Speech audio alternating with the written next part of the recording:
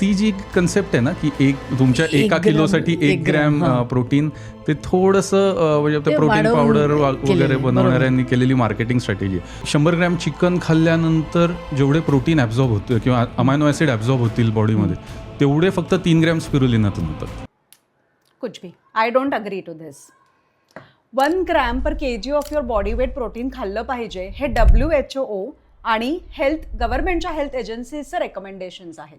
Protein powder बनवणाऱ्या कंपनीचे नाहीत. इनफॅक्ट ज्या वेस्टर्न कंट्रीजमध्ये हे रिसर्चेस सगळ्यात जास्ती होतात, तिथले लोक ऑलरेडी प्रोटीन भरपूर खात आहेत. त्यांना या प्रोटीन पावडरची गरजच नाही आहे. Now coming to spirulina.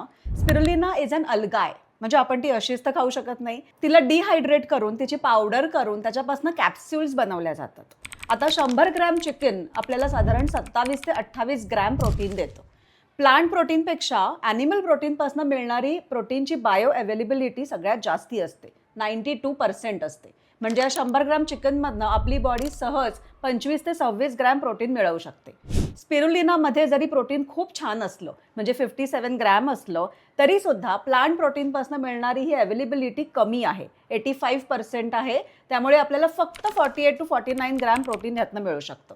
आता 100 ग्रॅम चिकन आपण सहज खाऊ शकतो, पण 100 ग्रॅम स्पिरुलिना खायचं म्हणजे 3 ग्रॅमची जर एक कॅप्सूल आपण धरली तर 25 ते 30 कॅप्सूल्स रोज खाव्या लागतील, which is practically impossible.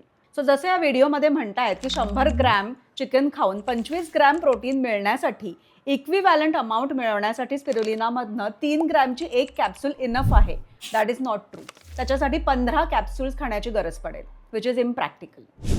Spirulina वाईट आहे असं मी नाही म्हणत आहे. त्याच्यामध्ये असलेलं प्रोटीन चांगलं आहेच. इनफॅक्ट त्याच्यामध्ये कॉपर, व्हिटॅमिन ए हे सुद्धा भरपूर प्रमाणात आहे.